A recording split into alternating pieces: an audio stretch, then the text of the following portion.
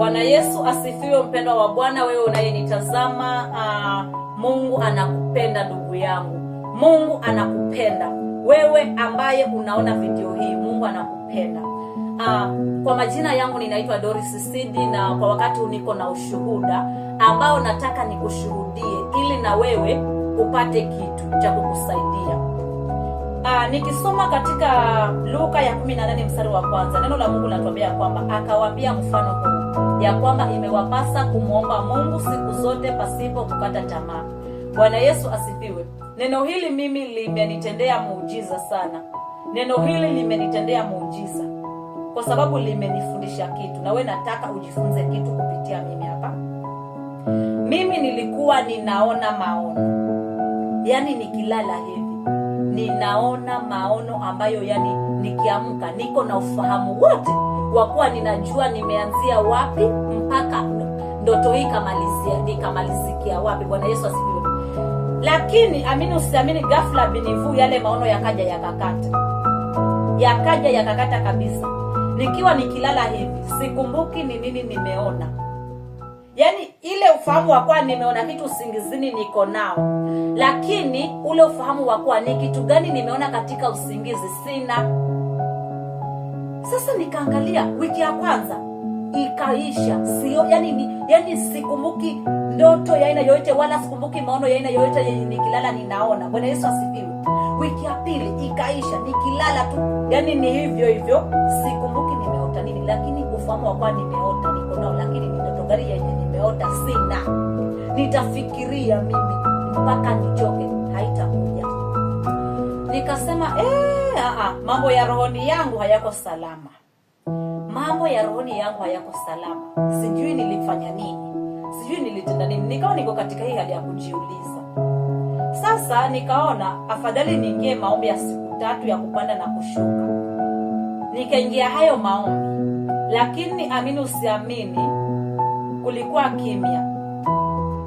Wiki ikaisha, nikawa niko vile vile. Nikilala ninakumbuka, nikiamuka ninakumbuka nina ufahamu wa kuwa nimeona kitu katika usingizi, lakini ule ufahamu wa kuwa nimeona nini bado sina. Wiki ikaisha. Wiki nyingine ilivyoanza, nikachukua tena maombi ya kupanda ya siku 3 ya kupanda na kushuka. Haya, kukawa hivyo kimya.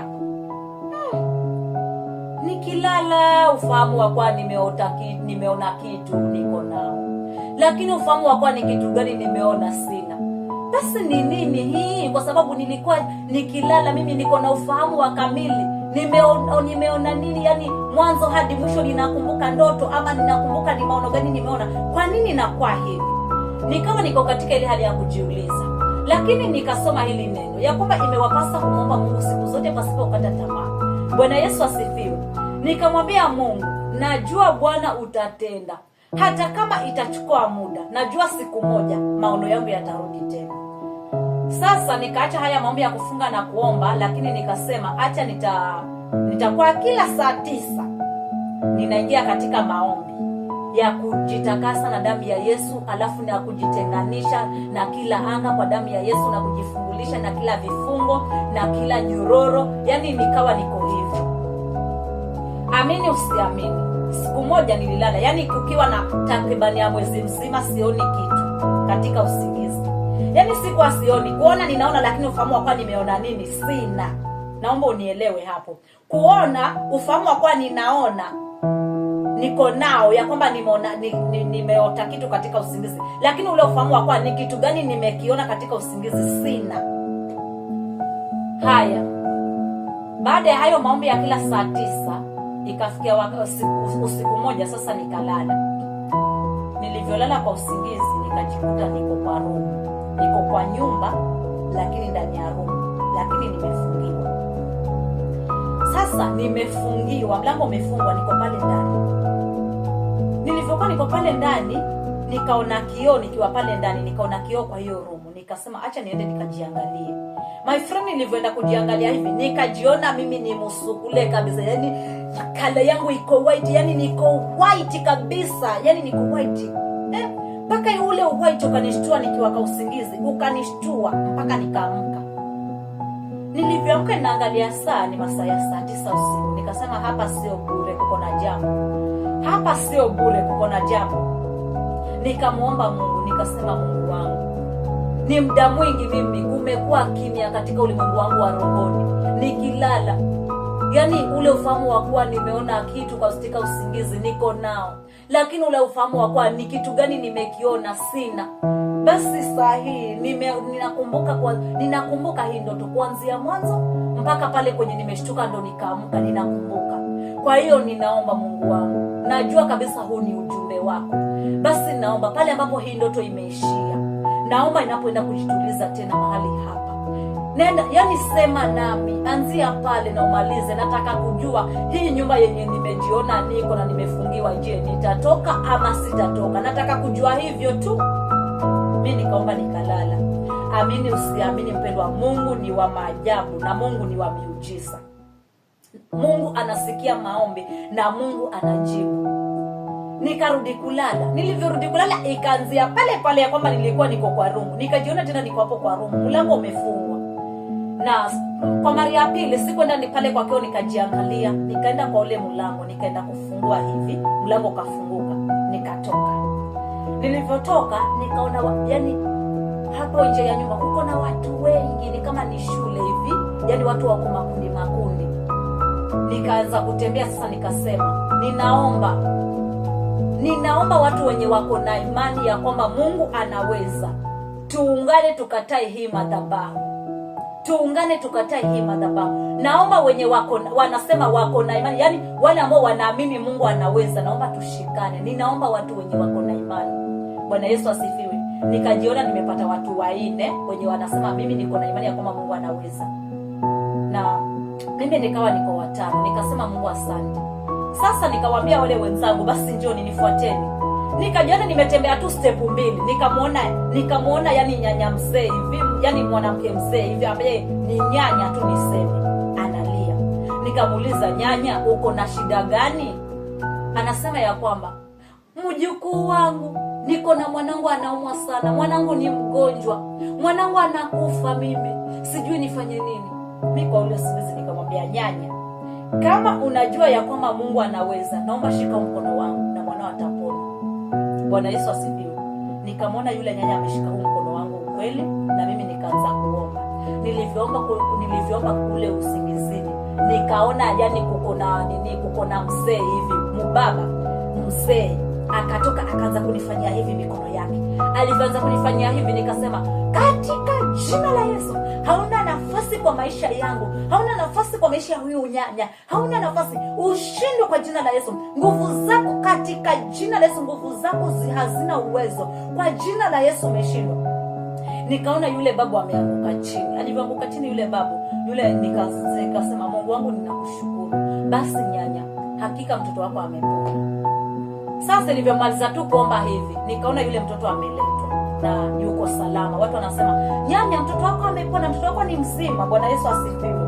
Yule babu nikamwona yule mzee aliyekuwa ndo ananifanyia hivi kule usingizini, nikamwona bado hajasimama hapo. Nikamwambia, nyanya, Mungu anaweza siku zote, ukimwamini Mungu anaweza. Bwana Yesu asifiwe.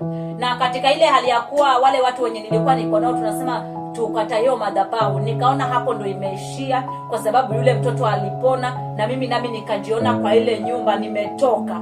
Bwana Yesu asifiwe. Nikajiona kwa ile nyumba pia mimi nimetoka. Yani nilivyoamka nilifurahi. Na hapo ndio kama maono yangu yamerudi tena. Kwa hiyo walikuwa wamenifunga, wameniweka katika yani wamefunga maono yangu nisiwezi kuona mambo ya rohoni. Bwana Yesu asifiwe. Lakini kupitia maombi na kule kuomba pasipo kupata tamaa na kule kuomba kwa imani, Bwana Yesu asifiwe, ulinifungua, na mimi ninashukuru kufikia sasa hivi. Kwa hiyo huu ushuhuda nimeuleta kwa sababu yako mpendwa, na wewe kama unapitia hali hiyo, hata labda si hali hii yenye nimeshuhudia mimi, lakini ukiwa mtu wa Mungu, najua kuna mambo ya rohoni. Hata kuna wakati mwingine yani unaomba, yani unajikuta uko katika anga nzito ya usingizi, yani ukisema tu baba, mdomo yani unabaki hivyo hivyo, unasimama baka yani baada ya dakika 5 ndo unajikumbuka ulikuwa unaomba. Bwana Yesu asifiwe. Unaanza tena baba katika jina. unabaki hivyo tena. Hizo nazo ni anga mpendwa, huwa zinaachiliwa katika ulimwengu wa giza ili kutufunga sisi tunaoomba. Hizo nazo ni anga. Kwa hiyo ukijikuta uko katika hali ile, shuka. Kama uko kwa kitanda, shuka kabisa, jitakase kwa damu ya Yesu. Sema ninajitenga na hizi anga kwa damu ya Yesu. Ninajifungulisha na hizi anga kwa damu ya, yani najifungulisha na anga za uchawi, najifungulisha na anga za uganga kwa damu ya Yesu. Najitenganisha na kila anga ya ulimwengu wa giza. Yani unajitenganisha. Bwana Yesu asifiwe. Amina. Usiamini, hizo anga hazitakufuatilia. Kataa kwa jina la Yesu. Kataa kwa jina la Yesu. Mapito unayopitia mpendwa, haijalishi unapitia mapito gani, Mungu anakuona na Mungu anaangalia imani yako. Je, hata kama niko kimya, huyu ataendelea kuomba ama atasema mimi siwezi? Endelea kuomba, songa mbele na maombi, mpendwa wa Mungu. Haijalishi Mungu atakuwa kimya kwa muda gani, hata kama itachukua muda, jua Mungu anakuona na anatazama imani yako. Mungu alinitazama imani yangu, na kwa imani yangu na kwa yale maombi nikapata kufunguliwa tena, na sasa ninaona maombi yangu. Ninamshukuru Mungu. Mpendwa, acheni tumuombe Mungu. Tumuombe Mungu siku zote pasipo kukata tamaa. Katika kitabu cha Isaya ya 62 mstari wa 6 anatuambia ya kwamba, enyi wa kumkumbusha Bwana, msikae kimya, wala msimwache Bwana akae kimya mpaka atakapoufanya Yerusalemu na kuufanya kuwa sifa duniani. Bwana Yesu asifiwe. Usimwache Bwana akae kimya. Usimwache wewe unayemkumbusha Bwana, usimwache Bwana akae kimya. Bwana Yesu asifiwe. Mkumbushe Bwana kila wakati. Kumbusha Bwana hitaji lako. Hata kama itachukua muda, jua Mungu anatengeneza njia kwa ajili yako mpendwa. Mimi niliona kuko kimya, lakini sikukata tamaa. Kumbe sioni kwa macho haya, lakini katika kiroho. Bwana Yesu asifiwe. Kuna jambo Mungu analitengeneza. Kuna jambo Mungu analitengeneza mpaka alipolikamilisha, si alikuja kunionyesha. Alikuja kunionyesha kwamba mwanangu, hivi leo ndo unatoka kwa hizi vifungo zao, na mimi ndo nikatoka. Asanteni sana kwa kunisikiliza mpendwa wa Mungu. Ninaomba share hii video. Hii ni sauti ya Mungu ambayo huu ushuhuda nimeambiwa, yani niuongee kila mtu ausikie. Ninaomba share huu ushuhuda, watu wajue ya kwamba Mungu anajibu kwa wakati. Hata kama Mungu atakuwa yuko kimya, Mungu anajibu maombi kwa wakati, na Mungu anatutazama imani zetu kila wakati. Tusichoke kuomba. Kwa jina la Yesu tusichoke kuomba. Naomba nisaidie kushare hii video kwa watu wengi. Hii ni sauti ambayo Mungu ameiachilia wewe usikilize. So ninaomba share hii video kwa watu wengi. Kwa watu wengi. Mungu akubariki sana. Yaani utakapofanya hivyo, jua unatangaza injili ya Mungu, injili ya Mungu. Kwa nini Mungu asikubariki na wewe unatangaza injili yake? Mungu akubariki, Mungu atakubariki mpendwa wa Mungu. Share hii video ifikie watu wengi, na Mungu akubariki na atimize haja ya moyo wako kama mimi alivyonitimizia. Asanteni sana na Mungu awabariki.